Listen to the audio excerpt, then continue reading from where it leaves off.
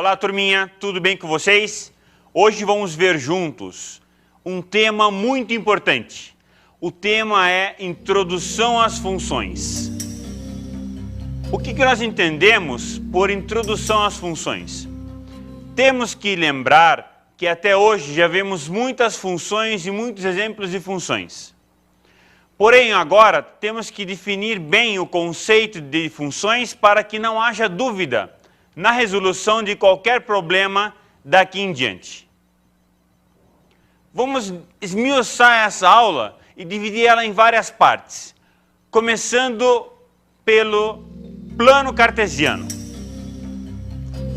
Por que eu preciso do plano cartesiano? O plano cartesiano, ele é extremamente importante para mim, para que eu possa fazer os gráficos em cima dele. Porém, esse plano cartesiano, ele não é somente o necessário para que eu estude funções. Eu tenho que observar o plano cartesiano no intuito de saber como vou fazer o gráfico. Porém, somente ele não me satisfaz em relação às funções.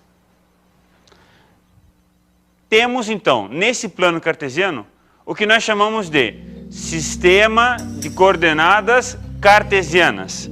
Por que sistemas de coordenadas cartesianas? Quando eu falo de cartesiano, eu estou me referindo ao René Descartes, ou René Descartes, um francês que fez o mapeamento da cidade de Paris e trabalhou numa folha toda a cidade, ou seja, ele fez um plano, fez um planejamento dessa cidade, dividindo as ruas, direita, esquerda, norte, sul, leste e oeste. Para nós o que interessa é trabalhar os eixos. Então vamos pegar esse sistema cartesiano em homenagem a René Descartes e trabalhar da seguinte forma. Vou adotar uma reta horizontal que vamos chamar de eixo X e uma reta vertical que vamos chamar de eixo Y. Quando eu defino o eixo OX e o eixo OY, agora eu vou então para a definição dos quadrantes que ficaram desmembrados desse plano. Para nós, o que importa é sabermos como vamos trabalhar esses nomes de quadrantes para podermos localizar os pontos neles. Os europeus, quando trabalharam essa ideia matemática geral, pensaram o seguinte: escrevemos da esquerda para a direita, então nós estamos aumentando para a direita. Logo, vamos fazer com que a matemática inteira siga a forma de nós escrevermos, ou seja, da esquerda para a direita vai ser a parte positiva. Mais ainda, na esquerda é negativo e na direita é positivo no eixo horizontal, que chamamos de eixo OX. Já no eixo vertical, OY, digamos que para cima sobe, então automaticamente para cima é positivo. Se eu vou dividir agora em 4 quadrantes, eu tenho que dar nome a esses 4 quadrantes. Como vamos então dar esses nomes? Vamos pensar como os europeus: positivo para a direita, positivo para cima. Essa parte vai ser chamada de primeiro quadrante.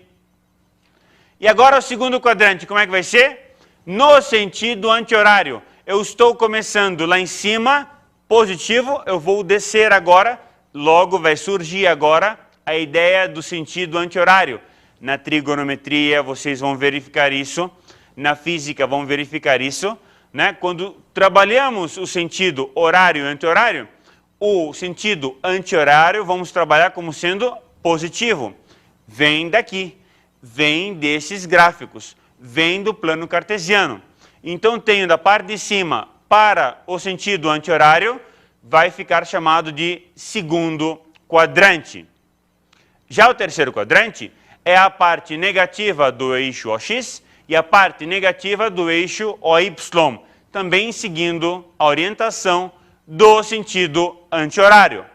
E teremos o quarto quadrante com o OY negativo e o OX positivo.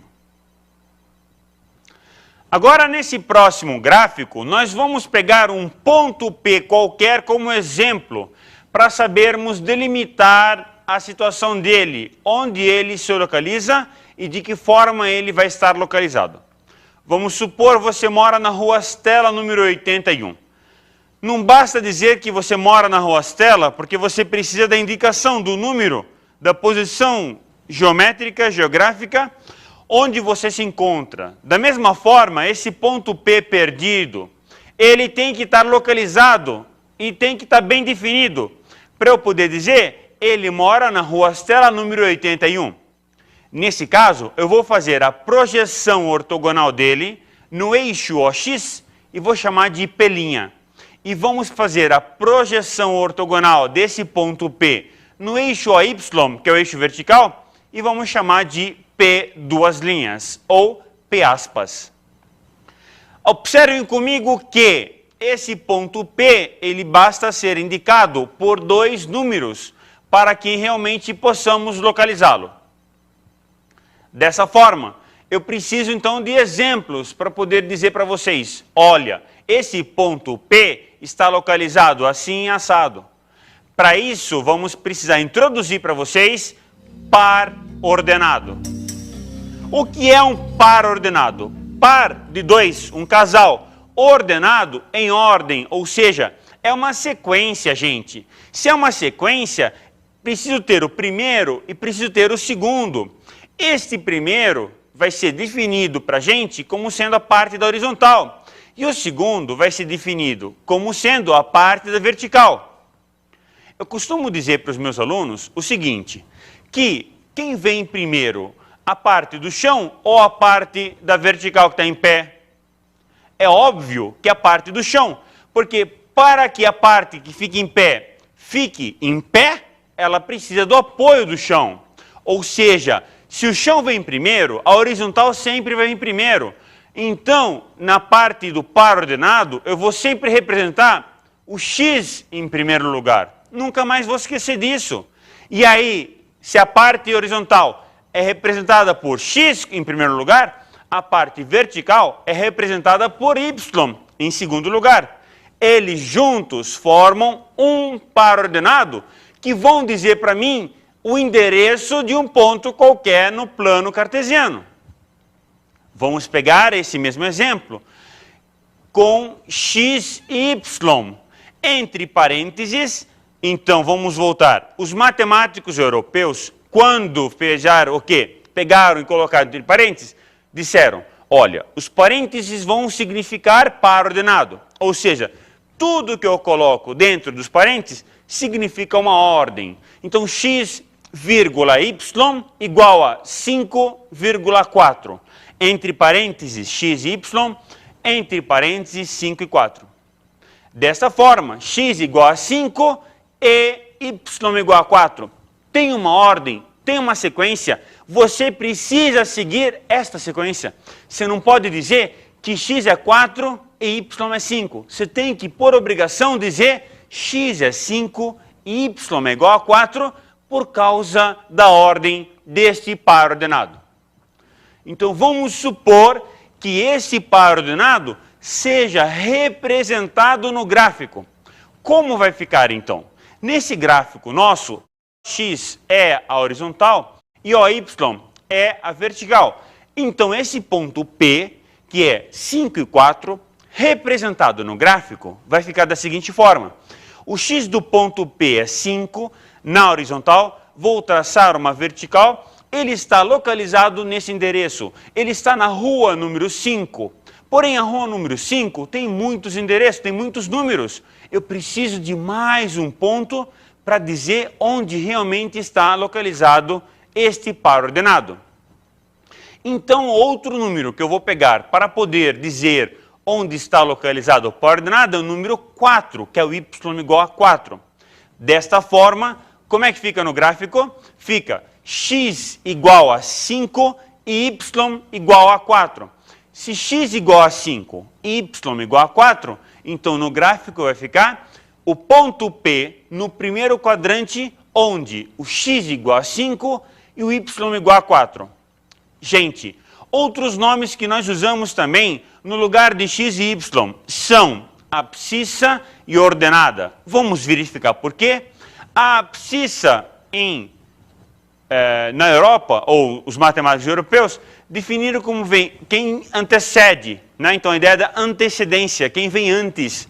Então a abscissa, quem vem antes. O x vem antes, a parte horizontal vem antes. Brincando na matemática, nós falamos a abscissa, né? A abscissa, x, xixa, então x ele é a abscissa.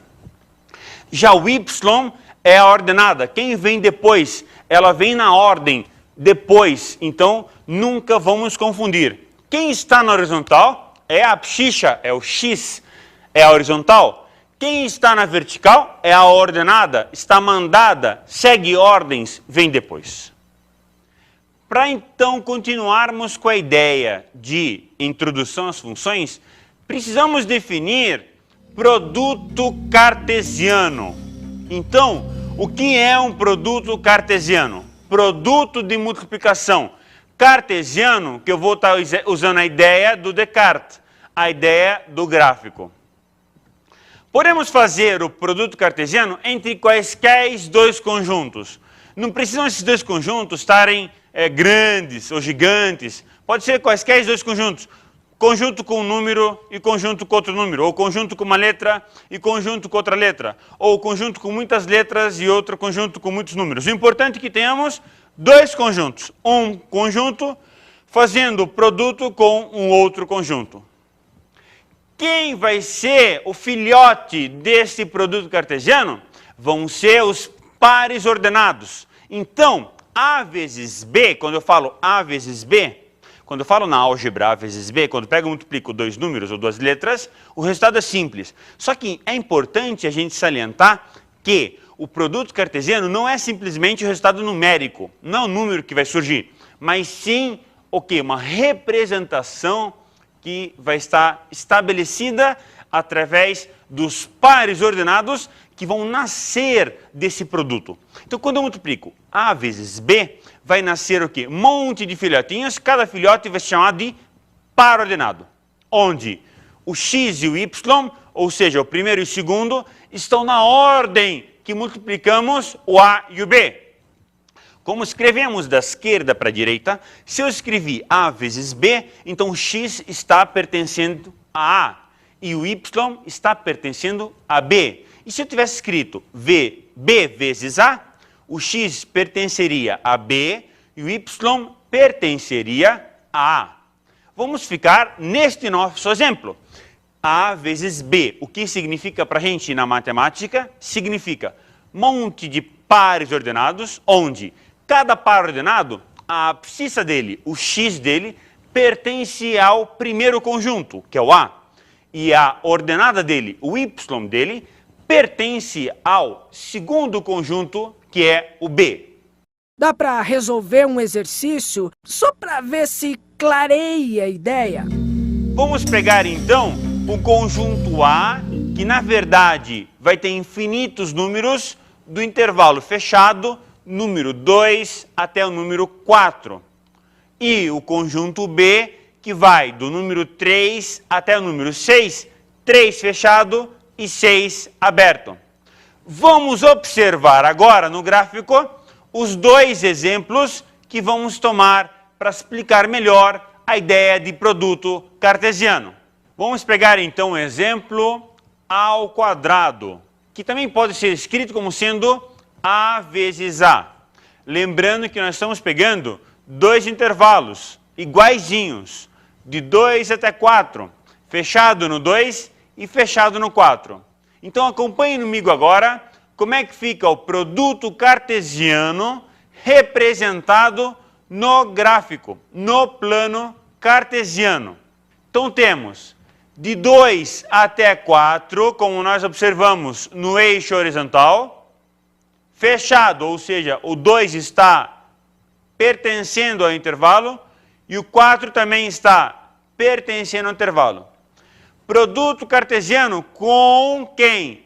Com A. E o A também é 2 até 4. Então, vou representar na vertical, de 2 até 4.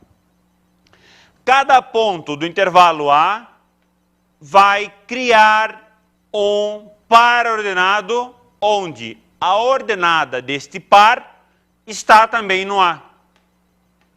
Então, o primeiro a ser criado é o par ordenado 2, 2. A partir deste ponto para a direita, nós vamos ter infinitos pontos. Então, vão estar relacionados, todos eles, com a ordenada 2. E, a partir deste mesmo ponto, 2, 2, para cima, todos os pontos são pares ordenados, onde a abscissa, a parte da horizontal, é o número 2. Ou seja, eu vou estar definindo aqui um quadrado. Este quadrado inteiramente, todo ele, todos os pares ordenados contidos neste quadrado vão fazer com que represente o produto cartesiano A vezes A. Vamos agora, turminha, pegar um outro exemplo, A vezes B, onde o conjunto A é o intervalo de 2 a 4 e o conjunto B é o intervalo de 3 até 6. Lembre-se, eu vou estar colocando na horizontal quem vem antes do símbolo vezes e na vertical quem vem depois do símbolo vezes. Sempre lembrando que nós, aqui no Brasil e o mundo inteiro, segue a matemática estabelecida pelos europeus. Então, somos obrigados a seguir esta ordem, porque a matemática é uma língua universal, tanto aqui, quanto na China, quanto no Japão, no Líbano, nos Estados Unidos, qualquer lugar do mundo, você vai olhar os gráficos e não vai perceber diferença alguma. Então, nosso próximo gráfico, A vezes B, ou A, produto cartesiano com B. Acompanhe comigo este gráfico. O A vai estar na horizontal de 2 a 4 e o B de 3 a 6. Perceba que no 6 tem um furinho. Esse furinho significa que o número 6 não pertence ao conjunto B, por causa do intervalo aberto.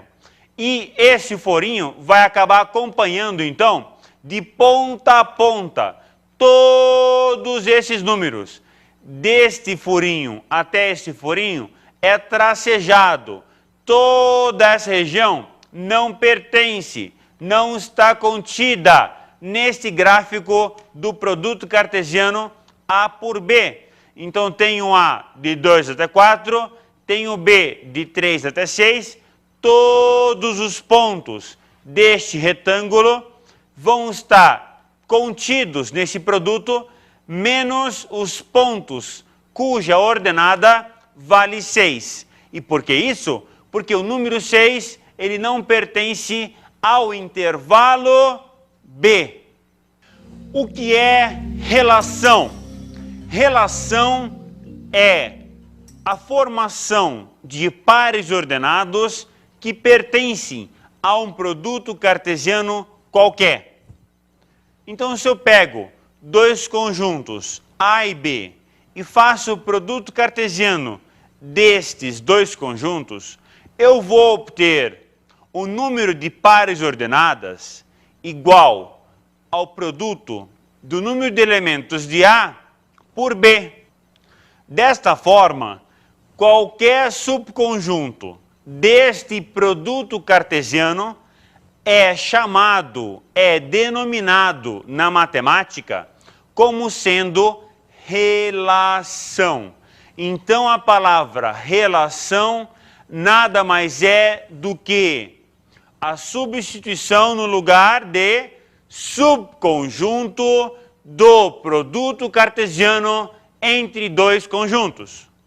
Dessa forma, turminha, a relação qualquer, ela vai estar definida como sendo de um conjunto A até um conjunto B, de um conjunto onde vão estar saindo as flechas até um conjunto onde as flechas vão estar chegando, de um conjunto intervalo no eixo X até o conjunto intervalo no eixo Y. Então também vai ser representada por pares ordenados. Vamos pegar um exemplo. Olha, eu peguei exemplos com plano cartesiano. Agora vamos pegar com diagrama de Venn-Euler ou diagrama de flechas, de A para B. No A eu vou colocar 3 números, 1, 2, 3, e no B vou colocar 5 números, 1, 2, 4, 6 e 10. Eu vou fazer o seguinte, vamos pegar o produto cartesiano total, de A para B, de 1, 2, 3, para 1, 2, 4, 6 e 10. Então vai ficar um monte de flecha. Viram aí? Estão vindo? De 1 até 1, de 1 até 2, de 1 até 4, de 1 até 6, de 1 até 10. E aí? De 2 até todos os elementos do B e de 3 até todos os elementos de B. O que aconteceu? Temos 3 elementos no A, temos 5 elementos no B, 3 vezes 5, 15. Então temos 15 flechas. Cada flecha representa um par ordenado. Cada flecha representando um par ordenado, então temos várias relações. Cada par ordenado é uma relação. Cada 2 pares ordenados é uma relação. Cada 3 pares ordenados também é uma outra relação. E assim por diante. Gente, o que está aí na nossa frente, na verdade, é o produto cartesiano A por B. Em relação, é qualquer flecha, ou quantas flechas você quiser deste diagrama de Venn-Euler. Domínio e imagem de uma relação. A palavra domínio significa para nós quem faz com que esta relação exista e pode muito bem ser substituída pela seguinte frase: condição de existência desta relação. A palavra imagem significa onde este domínio está chegando, ou seja, a ordenada do par ordenado. E o X, ele vai passar a ser o domínio, ou seja, toda abscissa pertence ao domínio e toda ordenada pertence à imagem. É muito simples, gente. O XY, o par ordenado XY, o X é domínio e o Y é o que? Imagem. Joia? Vamos pegar um exemplo, também com diagrama de Venn-Euler. Vou mudar os números e vamos contar uma historinha para você nunca mais esquecer de domínio e de imagem. Tá joia? Olha só. O conjunto A que eu vou pegar tem o número 1, 2, 3, 4, 5 e 6. E o conjunto B com os números 9, 10, 12, 15 e 18. Vamos agora, gente, fazer uma guerrinha, uma brincadeira pequena, tudo bem? Vamos supor que nós tínhamos 2 tribos, a tribo Antabonco e a tribo Barambugonco, ok? Então a tribo Antabonco, que é constituída pelos conjuntos A, que tem os números da esquerda, vai entrar em guerra com a tribo Baracumbongo, que fica na direita. Gente, numa guerra tem que ter arma. Como é guerra de índios, então vamos usar o quê? Flechinha, beleza? Como todos sabemos, sempre existem pessoas pacíficas dentro de um grupo, independentemente de onde seja esse grupo. Então, dentro dos índios, o número 4, 5 e 6 não queriam brigar e falaram: gente, nós não vamos brigar, nós não vamos lançar flecha em lugar nenhum. Tudo bem. Então, 4, 5 e 6 ficaram fora da guerra. Eles não vão mandar flecha para ninguém. Porém, o 1, 2 e 3 vão mandar flecha contra elementos do conjunto B.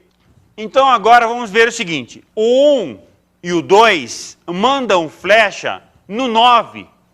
Ou seja, o ataque foi o 1 e o 2 da esquerda mandarem flecha para o 9.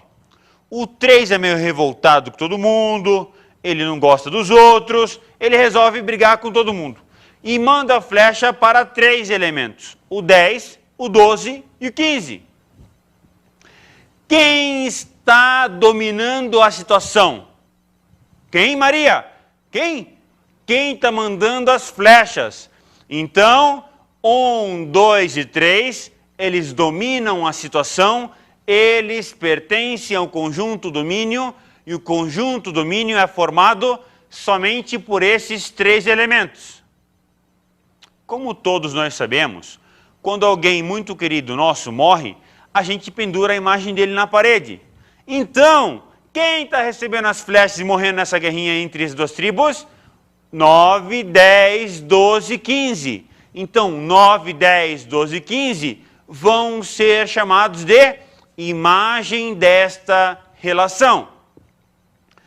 Mais simples que isso é, faça os pares ordenados, de 1 para 9, de 2 para 9, de 3 para 10, de 3 para 12, de 3 para 15. A parte da abscissa, a parte x, é conhecida como sendo domínio.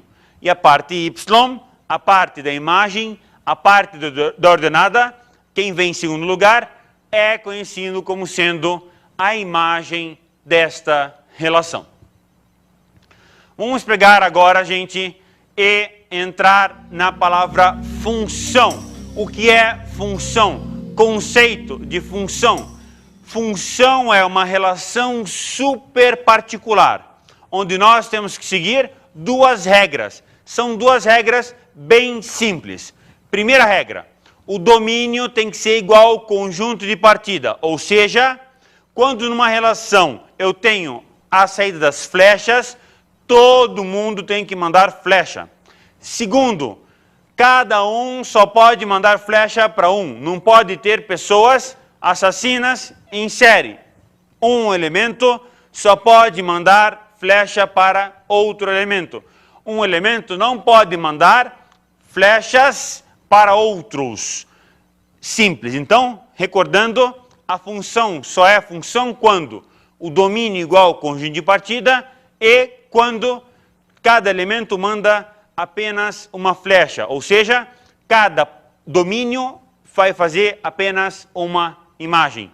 Vamos pegar exemplo disso, dois conjuntos A e B. No conjunto que nós estamos pegando, vamos ter 4 elementos no A, 1, 2, 3, 4, e elementos no B. Como nós estamos percebendo, cada um dos elementos de A manda a flecha para alguns elementos de B. Desta forma, esta relação é uma função. Então, função é uma relação super particular. Perceba que todos os elementos de A mandaram flechas e cada um deles mandou apenas uma flecha. Você nem precisa saber o que aconteceu no lado da direita. O importante é que o lado da esquerda está acontecendo, ou seja, a saída das flechas é importante. Todos têm que mandar flecha e cada um só pode mandar uma flecha. Vamos agora, então, turminha, fazer o reconhecimento de domínio e imagem no gráfico, no plano cartesiano. Vamos pegar um exemplo, né, já desenhado com gráfico e observarmos como vamos obter o domínio e a imagem deste gráfico. Acompanhe comigo. Eu pego uma curva qualquer que vai do ponto menos 6, menos 5 até o ponto 2, 2. E continuo ele do ponto 2, 5 até o ponto 9, menos 4. O que nós estamos percebendo aqui? Que temos essa linha que vai significar para nós esta relação, ou mais específico, nesse caso, esta função. Gente, o domínio, quem que é? É quem faz com que tenhamos a função, ou seja, é a parte mais importante, é a parte horizontal. Então, vou projetar o gráfico no eixo X. Então, projeto no eixo X, todo esse gráfico em branco vai ficar, então, de menos 6 até 9. A projeção do gráfico no eixo X vai resultar para a gente o que nós chamamos de domínio. E a imagem? A imagem é a projeção do gráfico no eixo das ordenadas, no eixo Y. Então, projeto o gráfico no eixo das ordenadas, na vertical, e aí eu vou obter do número menos 5 até o número 5. Perceba que temos a projeção desses números, que vai de menos 5 até 2 e a projeção desses números branco que vai de menos 4 até 5. Então, lembrando, domínio é a projeção no eixo X e imagem é a projeção no eixo Y. Vamos agora a gente fazer o reconhecimento de uma função para ver se ela é ou não é função. Para isso, vamos pegar um exemplo entre dois conjuntos A e B. Observe comigo como é que fica nessas flechas A e B. Temos então o conjunto A na esquerda, os números 1, 2, 3. E o conjunto B na direita com os números 4, 5, 6 e 7. Perceba que o 1, ele manda flecha para dois elementos. Então está errado. Esse 1 jamais poderia ter mandado duas flechas. Ele pode mandar duas flechas, mas vai ser relação, não vai ser função. Tudo bem, turminha? Esse carinha, ele causou com que esta não fosse uma função. Joia, pessoal? Vamos agora verificar num gráfico, como se fosse uma parábola, se ela é ou não é uma função. Acompanhem comigo no gráfico, então, para verificarmos o que acontece. Vamos supor que eu tenho aqui como se fosse uma parábola, uma relação, que vai de alguns elementos do número 2 até 5, até outros que vão verificar nesse conjunto B. Joia! É muito simples para você ver se é a função ou não é a função. Olha só, pega uma vertical, ok? Cada reta vertical. E aí, você vai verificar quantos pontos em comum vai ficar entre a reta vertical e a função. Apenas um ponto é função. Mais que um ponto não é função. Então é simples. Traça uma vertical, se der um ponto só, ela é função. Se der mais que um ponto, ela não vai ser função.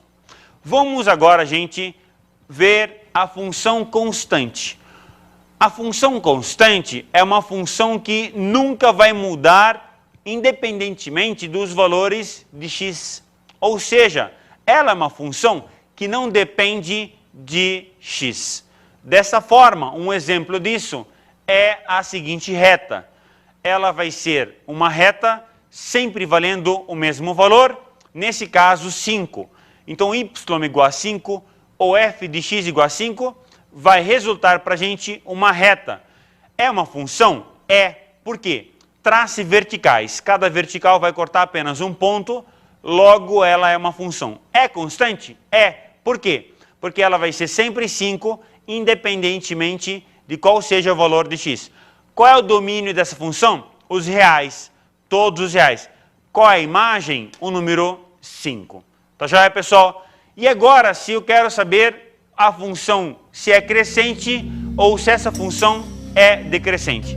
Então, para estudarmos a função crescente ou a decrescente, também eu vou verificar no gráfico como é que fica esta função sendo crescente ou esta função sendo decrescente. Observe comigo, turminha. O que observamos aqui é o seguinte, do número 2 em diante, esta função ela está como? Subindo e descendo? Como? Subindo. Isso mesmo, olha só. Sempre para verificar se uma função é crescente ou decrescente, vai pegar da esquerda para a direita. Então, da esquerda para a direita, está subindo, né? Está subindo até chegar no número 0,7. Quando o x for 7, ela começa a descer. Então, aqui é uma função crescente e aqui ela passa a ser uma função que decrescente. Dessa forma, turminha, que acontece que nós estudarmos uma função e verificamos como é que vamos obter esta função.